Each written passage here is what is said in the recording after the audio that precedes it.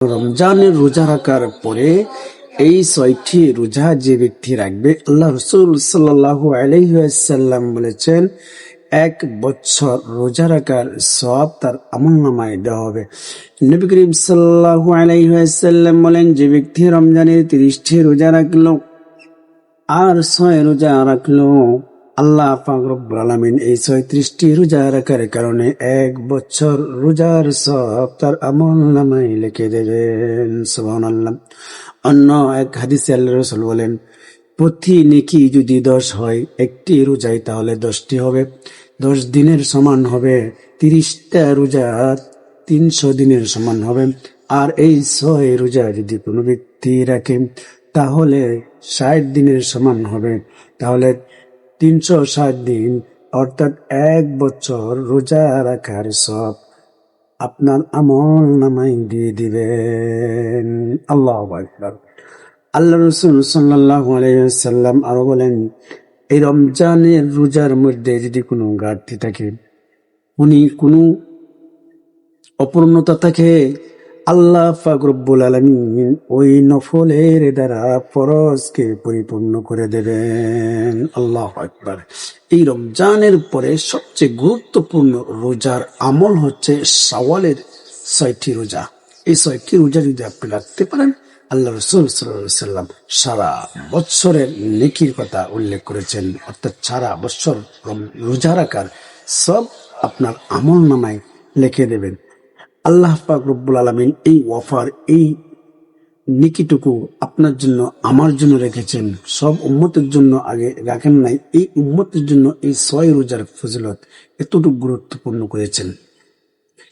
আপনি এই বছরে যদি এই আমলটি করেন, এই বছরে যে কোনো সময় যদি আপনি মারা যান, তাহলে 1 বছর রোজা রাখার, অর্থাৎ আপনি রোজা অবস্থায় তো আপনি মারা গেলেন, রোজা রাখা অবস্থায় তো আপনি মারা গেলেন, তাহলে আপনি মরার সঙ্গে আপনি জান্নাতে চলে যাবেন।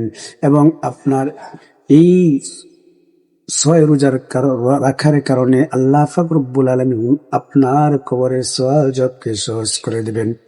একটি ঘটনা আসছে এরকম ভাবে, কোন হাদিসের কথা নয়, কিন্তু এক বুজুর্গ বলেছেন, তার ঘটনা সত্য। ঘটনা হচ্ছে এরকম, মক্কা মুকাররমা, মক্কার মধ্যে এক ব্যক্তি 3 বছর থেকে 10 বছর পর্যন্ত এরকম ভাবে প্রতিদিন এক জায়গায় বসে বসে ইবাদত করত। এমন ওই ব্যক্তি দেখতে পেল প্রতিদিন এক ব্যক্তি এসে 2 রাকাত নামাজ পড়ে আর এসে সালাম দেয়, ব্যক্তিকে সালাম দিয়ে 2 রাকাত সালাম পড়ে এরকম ভাবে চলে যায়। এরকম ভাবে প্রায় 3 বছর পর্যন্ত এখানে এসে ওই ব্যক্তিকে সালাম দেয় আর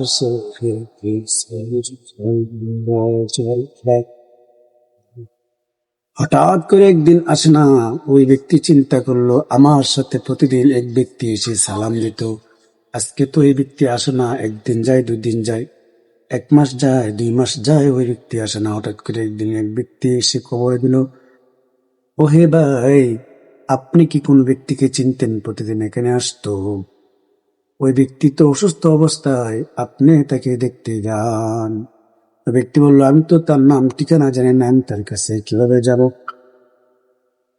সে বলল, আসুন আমার সঙ্গে, আমি আপনাকে তার বাসায় নিয়ে যাব। বাসায় যাওয়ার পরে দেখে ওই ব্যক্তি অন্তিম অবস্থায়, মৃত্যুর শয্যায়। ওই ব্যক্তি দেখে বলল, ভাই, আমার পরিবার পরিজন কেউ নাই, আপনার সাথে শুধু কয়েকদিনের সম্পর্ক, আপনি আমাকে দেখার জন্য আসছেন, আমার মৃত্যু যে কোনো সময় হয়ে যাবে, আমি আপনাকে কয়েকটি ওসিয়ত করে যাব, আপনি আমার সেই ওসিয়ত গুলো পালন করবেন কি? সে বলল, ইনশাল্লাহ আমি আপনার ওসিয়ত পালন করার চেষ্টা করবো, আপনি সেগুলা বলেন। মৃত্যু শয্যায় ব্যক্তি বলল, আমি যদি মারা যাই, আমারে গোসল করাবেন আপনি, আমার কাফন দাফন সম্পন্ন করাবেন আপনি, এবং আমাকে সবাই যখন কবরে রাখতে চলে যাব, আপনি কান পেতে কবরের মধ্যে থাকবেন এবং বসে থাকবেন, কবরের সওয়াল জবাবের উত্তর আপনি দিবেন।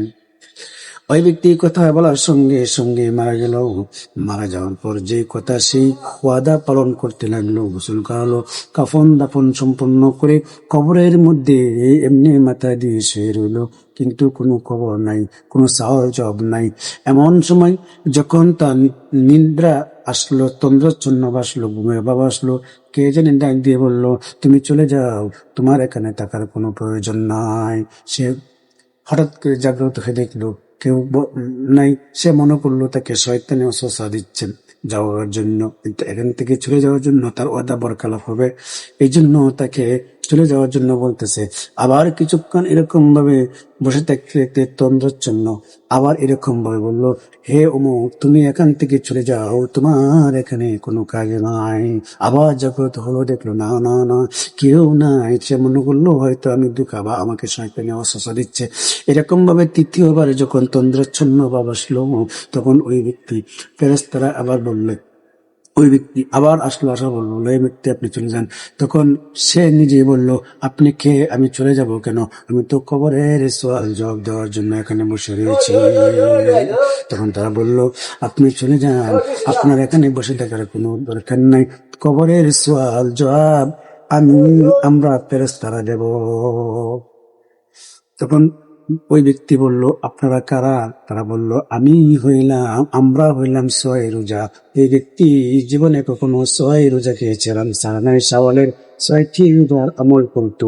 আজকে এই সোয়ে রোজার ফজিলত, এই সোয়ে রোজার কারণে কবরের সোয়াল জবাব আমরা নিজ থেকে দিয়ে দেব। সুবহানাল্লাহ। এই এত বড় একটা ফজিলত পূর্ণ, যদিও হাদিস থেকে না, কিন্তু বুজুর্গের কথা, মক্কা মদিনার কথা আমরা বিশ্বাস করি ইনশাআল্লাহ। আল্লাহ তাআলা যেন এই সোয়াই রোজা রাখার তৌফিক দান করেন এবং আমল করতে পারি সবাইকে। এই মাস শাওয়াল মাত্র চলতেছে, এই শাওয়াল মাসের প্রথম থেকে নিয়ে 30 দিন পর্যন্ত যে কোনো একদিন আপনি রাখলে হয়ে যাবে ইনশাল্লাহ। ব্যঙ্গে ব্যঙ্গে রাখতে পারবেন, আজকে রাখছেন, দিনের পরে রাখতে পারবেন। মোট কথা 30 দিনের ভিতরে, এই চাঁদের ভিতরে, শাওয়ালের চাঁদের ভিতরে আপনি 6টি রোজা রাখবেন ইনশাআল্লাহ। সব ভালো থাকবেন, সুস্থ থাকবেন।